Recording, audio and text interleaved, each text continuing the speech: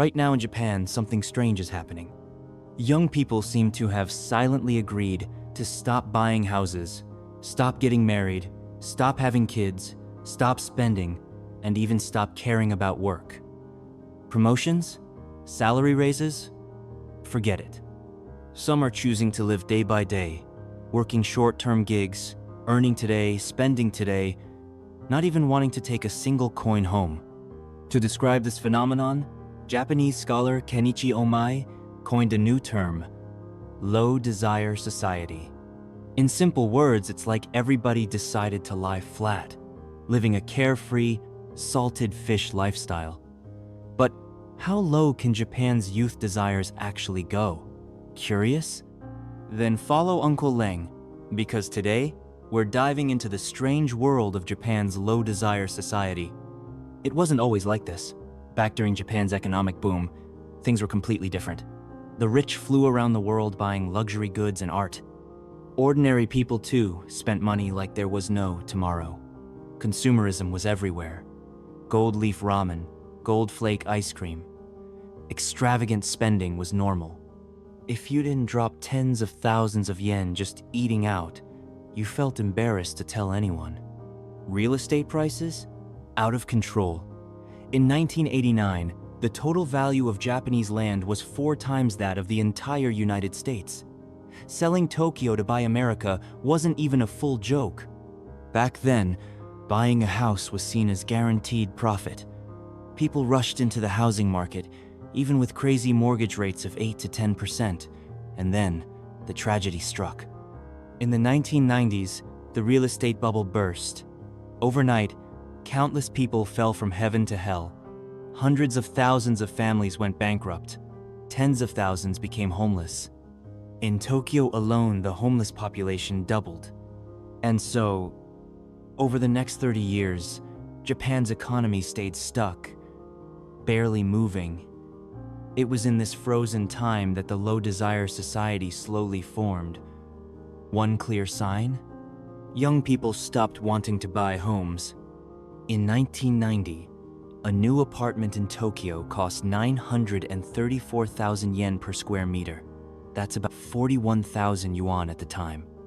Imagine this back then. It took 26 years of working without spending a single yen just to buy an apartment. Later, prices crashed. By 2002, it fell to 513,000 yen per square meter. Prices have risen a little since, but never returned to the peak. Today, a new 70 square meter apartment in Tokyo costs about 13 times the average yearly income. Nationwide, only 8 times. Mortgage rates, dirt low. Even 35-year loans stay under 2%. Even 50-year loans stay below 3%. But still, nothing seems to awaken the desire to buy. Among young people, it's almost a consensus. Carrying a mortgage? Pointless burden. Between 1983 and 2013, home ownership among 25 to 29-year-olds dropped from 24.8% to just 11.3%. Compared to the real estate madness of the past, it's like night and day. But it's not just buying homes. Young people are also turning away from marriage and children. Since the early 2000s, Japan's marriage rate has stayed under 0.6%. Less than 6 couples per 1,000 people marry each year. And kids? Even fewer. Today, each woman in Japan has an average of 1.3 children, far below the replacement rate of 2.1. Only a handful of countries have even lower numbers. Since 2011, Japan's population has shrunk for 12 straight years. By 2050, according to the United Nations, Japan's population will drop to 105 million. The working age population? Only 45 million. Each elderly person will have barely one young adult to support them. Imagine that future. Even basic elderly care could become a luxury. And everyone knows it. Yet marriage and birth rates just won't rise. Why? Economics.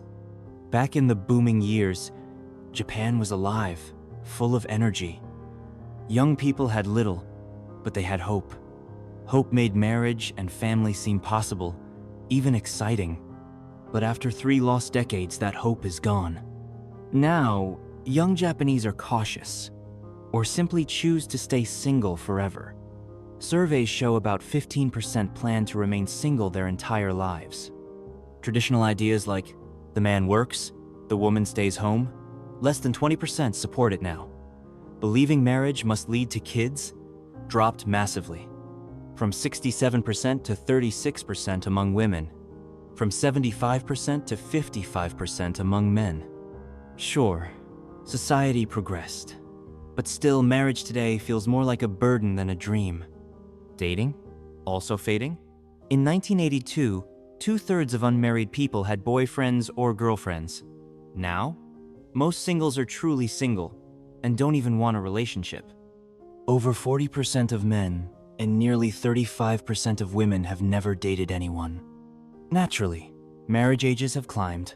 Today, the average first marriage age in Japan is 31.2 years for men and 29.6 years for women. And raising kids? Even harder. Private education in Japan is expensive. Raising one child through private schools to university graduation costs about 41 to 42 million yen. Even with public schools, it costs over 27 million yen. This financial burden crushes the desire to have kids. More and more families choose one child or none at all. Now, if low birth rates come from passive resignation, Japan's low work desire is very active. The hardworking Showa generation? Long gone. Today's workers born after the bubble burst grew up relaxed. They would rather enjoy life early. Why kill yourself for nothing? Retirement keeps getting pushed later and later anyway. When looking for jobs, young Japanese focus on 2 things: stable salary, stable work. Forget ambition, forget growth. Many dream of retiring by 50. Stretching to 60 is already generous. Only about 25% say they're willing to work until 65. Overtime? Almost impossible. Around 60% refuse to work more than 20 extra hours per month. The ambition to become company president? In 1990, it was 34.4%. Today, just 7.8%. Most are happy reaching mid-level management. Department manager? That's good enough. Start their own company? No interest whatsoever. Honestly, none of this should be a surprise.